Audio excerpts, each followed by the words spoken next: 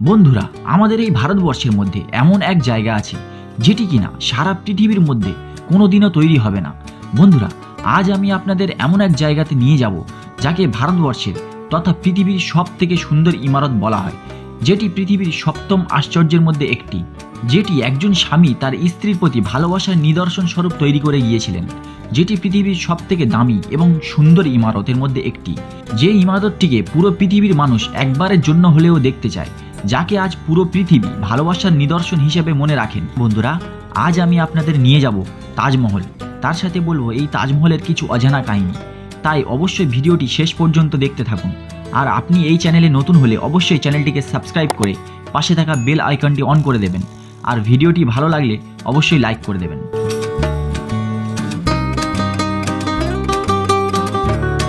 বলা হয় সম্রাট শাহজাহান তাজমহল তৈরির শ্রমিকদের হাত কেটে নিয়েছিলেন, কিন্তু এই কথাটি একটি গুজব, কারণ এই ব্যাপারে কোনো প্রমাণ নেই বা ইতিহাসের পাতা দেখলে এরকম কোনো কথা খুঁজে পাওয়া যায় না।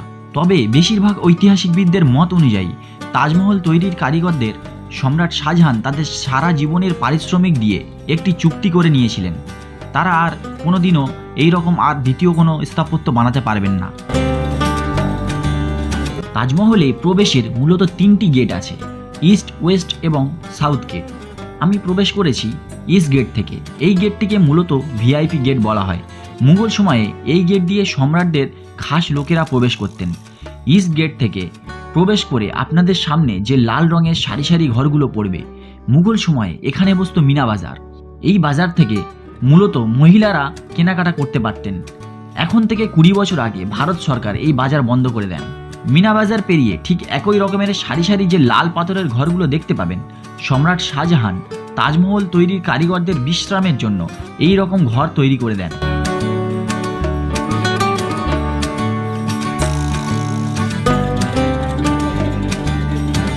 আরেকটু এগোলেই দেখা যায় তাজমহলের প্রবেশের রয়্যাল গেট, যাকে মুঘল সময়ে শাহী দরজা বলা হতো। এই যে আমার পেছনে যে গেটটা দেখতে পাচ্ছেন, এটি হলো রয়্যাল গেট। রয়্যাল গেটটা কিন্তু অনেক সুন্দর করে কারুকার্য করা, অনেক সুন্দর করে, জাস্ট মুঘল আর্কিটেকচার যারা ছিল তারা প্রত্যেকটা জিনিস এমনভাবে নিখুঁতভাবে সাজিয়েছিল যে তাদের জিনিসে ভুল ধরা খুবই মুশকিল ছিল তাদের কারুকার্যে। আমার মনে হয় এখন এই 2024 সালে এসে এরকম নিখুঁতভাবে কারুকার্য করার কোনো মিস্ত্রি খুঁজে পাওয়া যাবে না। অথচ এখন কত ডেভেলপ যুগ, যে তখন মানুষ ছেনি হাতুড়ি দিয়ে কেটে কেটে এইরকমভাবে ডিজাইন করতো, একটা অবিশ্বাস্যকর ব্যাপার। একটু রয়্যাল গেটের সামনে এগিয়ে গিয়ে দেখায় যে রয়্যাল গেটের চারিদিকে সুন্দর করে আরবি ক্যালিগ্রাফি করা আছে।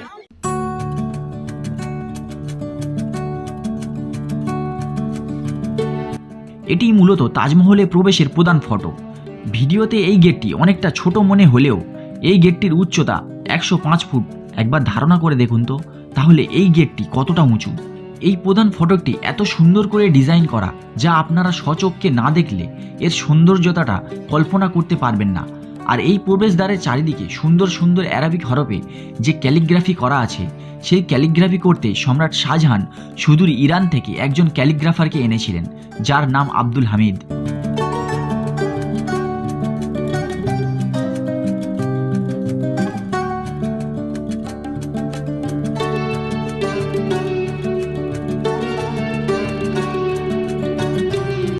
এই যে রয়্যাল গেট, এই রয়্যাল গেটের কিন্তু একটা বিশেষত্ব আছে, আপনাদের দেখাচ্ছি যে বিশেষত্বটা কি। আপনি যখন এই রয়্যাল গেটের বাইরে দিয়ে একটু দূরে দিয়ে যখন তাজমহলকে দেখবেন, তো তাজমহলকে মনে হবে যে আপনার কাছে একদম, কিন্তু আপনি যত রয়্যাল গেটের ভেতর দিয়ে আপনি তাজমহলের দিকে প্রবেশ করবেন, তখন তাজমহল আস্তে আস্তে আপনার থেকে দূরে যেতে শুরু করবে। আর মানে এইটা একটা বিশেষত্ব, মুঘল আর্কিটেকচারদের এটা একটা বিশেষত্ব, যে এমনভাবে ডিজাইনগুলো তৈরি করেছিল যে আপনার চোখ ধাঁধা লাগিয়ে দেবে। মুঘল আর্কিটেকচাররা এই গেটের ডিজাইন এমনভাবে করেছিলেন, যখন আপনি এই গেটের বাইরে থেকে তাজমহলের দিকে দেখবেন, তখন তাজমহলকে আপনার কাছাকাছি মনে হবে, কিন্তু আপনি যখন এই গেট দিয়ে প্রবেশ করতে থাকবেন, তখন তাজমহলকে আস্তে আস্তে দূরে সরে যেতে দেখবেন, যেটাকে অপটিক্যাল ইলিউশন বলা হয়।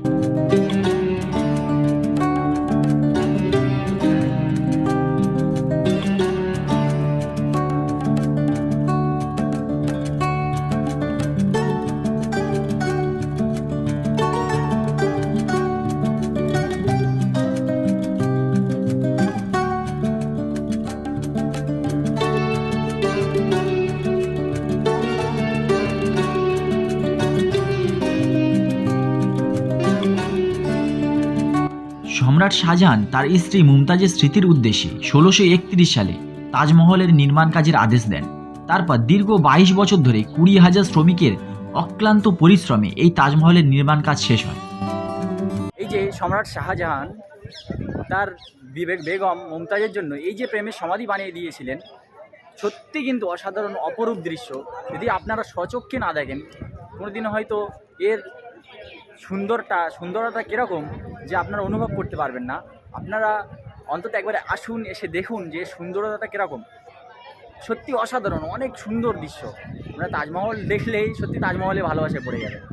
এই যে জায়গাটা দেখতে পাচ্ছেন, এটা কিন্তু রয়্যাল গেট দিয়ে বেরিয়ে একদম একটা ফেমাস জায়গা, যেখানে দাঁড়িয়ে লক্ষ লক্ষ ট্যুরিস্টরা ফটো তোলে তাজমহলের সঙ্গে। আর এখান থেকে কিন্তু তাজমহলের ভিউটা খুব সুন্দর আসে, পুরো একদম ফুল ভিউ পাবেন এখান থেকে তাজমহলে। তাই প্রত্যেকটা ট্যুরিস্ট কিন্তু এখান থেকে ফটোশ্যুট করে।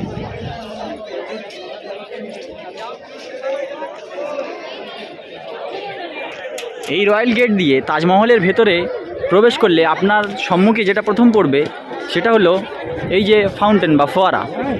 আপনি একবার ভেবে দেখুন যে এই ফোয়ারাগুলো যে এখন চলছে, এখন চালানোর জন্য আমাদের ইলেকট্রিক মোটর ইউজ করতে হচ্ছে, কিন্তু আজ থেকে 400 বছর আগে না কোনো ইলেকট্রিক মোটর ছিল আর না কিছু। তো তখন এই যে ফাউন্টেনগুলো তখন থেকেই আছে, যে কেমনভাবেই চলতো।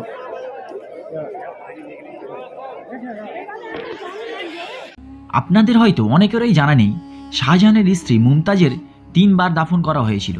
মুমতাজ যখন মারা গিয়েছিলেন তখন তাকে মধ্যপ্রদেশের বুরহানপুরে প্রথম দাফন করা হয়েছিল। মুমতাজ তার 14তম সন্তান জন্ম দেওয়ার সময় অতিরিক্ত রক্তক্ষরণের কারণে মারা যায়। তারপর সম্রাট তার স্ত্রী দেওয়া কথা মতো তাজমহল তৈরির আদেশ দেন। ঠিক তার 6 মাস পর বুরহানপুর থেকে তার দেহ নিয়ে এসে তাজমহলের কাছে এই স্থানে দাফন করা হয় দ্বিতীয়বারের জন্য। তখন তাজমহল তৈরির কাজ সবেমাত্র শুরু হয়েছিল। তারপর দীর্ঘ 22 বছর পর তাজমহল তৈরির কাজ সম্পন্ন হওয়ার পর মুমতাজকে তৃতীয়বারের জন্য তাজমহলের বেসমেন্টের নিচে কবর দেওয়া হয়। বলা হয় তাজমহল কোনো নির্দিষ্ট লোকের দ্বারা ডিজাইন করা হয়নি, বরং বিভিন্ন দেশ থেকে 32 জনের একটি টিম মিলে তাজমহল ডিজাইন করেন। তাজমহলের চারপাশে যে 4টি মিনার রয়েছে, ভালো করে লক্ষ্য করলে দেখবেন এই 4টি মিনার সবগুলি বাইরের দিকে হেলানো। মুঘল আর্কিটেকচাররা এটিকে এমনভাবে ডিজাইন করেছিলেন যাতে কোনো পরিবেশের বিপর্যয় বা ভূমিকম্প হলে মিনারগুলি ভেঙে প্রধান স্থাপত্যের না ক্ষতি হয়।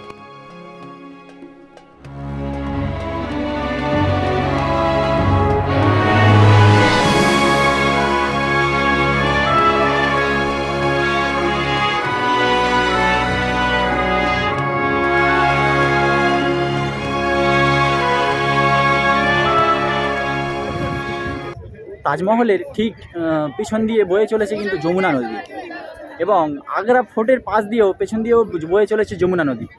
আর ওদিকে রেড ফোর্ট, যেটা দিল্লিতে অবস্থিত, তো ওখান থেকেও কিন্তু রেড ফোর্টের কিছুটা দূর থেকে কিন্তু যমুনা নদী বয়ে চলেছে।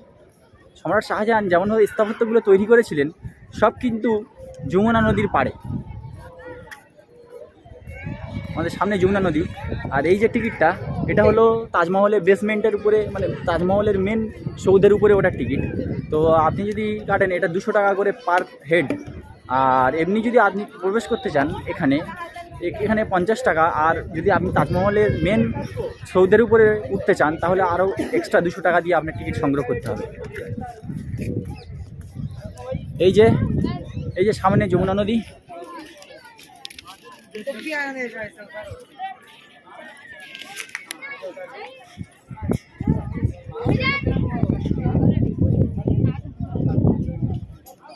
আর এখান থেকে ওই যে দূরে দেখা যাচ্ছে ওখানে আগ্রা ফোর্ট আছে।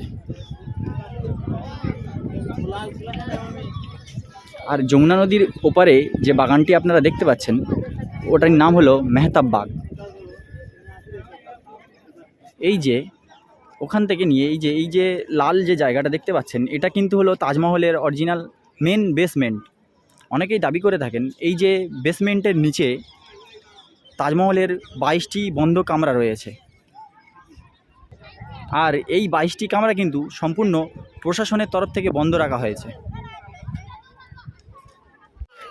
তাজমহলে এসে আমরা কিন্তু অনেকেই বোকা হই যে আমরা যে রয়্যাল গেট দিয়ে তাজমহলের ভেতরে প্রবেশ করি, আমরা ভাবি যে রয়্যাল গেটটাই কিন্তু তাজমহলের মেন প্রবেশ পথ, কিন্তু না, ইতিহাসে তাজমহলের মেন প্রবেশ পথ হলো এই যে আমার পেছনে যে যমুনা নদী, এটাই হলো কিন্তু তাজমহলের মেন প্রবেশ পথ। কারণ সম্রাট শাহজাহান আগ্রা ফোর্ট দিয়ে আসতেন এবং এই যমুনা নদী হয়ে এই যমুনা নদী দিয়ে তাজমহলে প্রবেশ করতেন।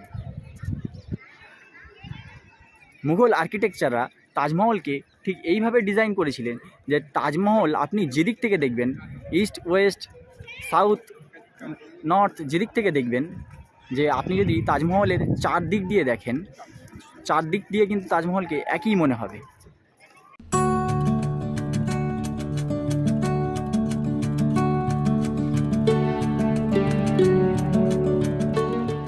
যদি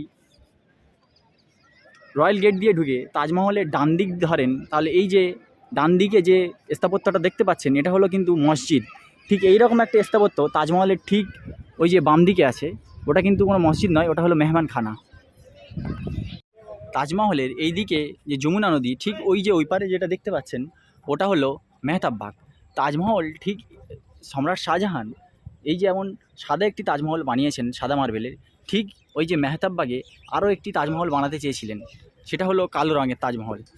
প্রায় এই তাজমহলটি বানাতে রাজকোষ ফাঁকা হয়ে আসায় ঔরঙ্গজেব আর দ্বিতীয় কোনো তাজমহল বানাতে দেয়নি। তার আগে তার বাবা সম্রাট শাহজাহানকে বন্দি করেন।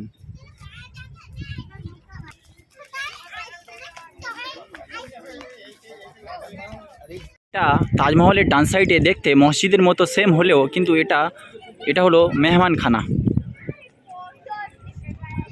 আপনারা জানলে অবাক হবেন, যেখানে বিশ্বের সবচেয়ে উঁচু মিনার কুতুব মিনার, তার চেয়ে তাজমহলের উচ্চতা বেশি। কুতুব মিনারের উচ্চতা 72.5 মিটার, যেখানে তাজমহলের উচ্চতা 73 মিটার। ফাইনালি কিন্তু আমরা এখন প্রবেশ করছি মেন সৌধের উপরে।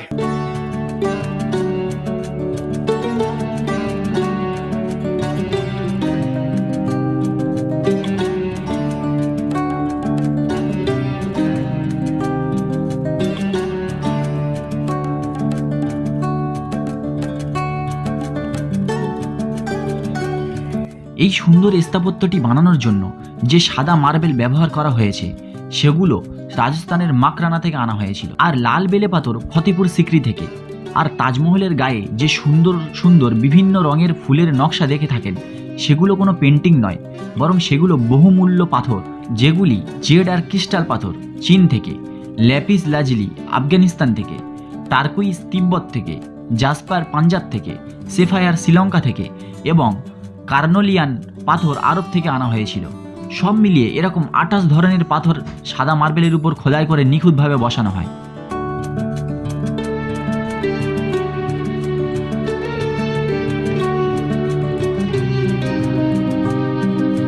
আর এই যে মুঘল কারিগরদের হাতের নিখুঁত ডিজাইন।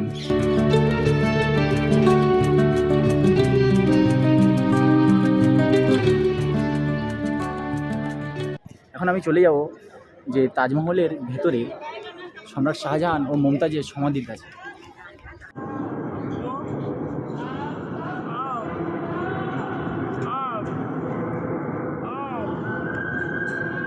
তাজমহলে গিয়ে তাজমহলের মধ্যে প্রবেশ করে শাহজাহান মুমতাজের যে সমাধিটা আমরা দেখে থাকি, আসলে সেটা কিন্তু প্রধান সমাধি নয়, সেটা সমাধি বা কবরের রেপ্লিকা।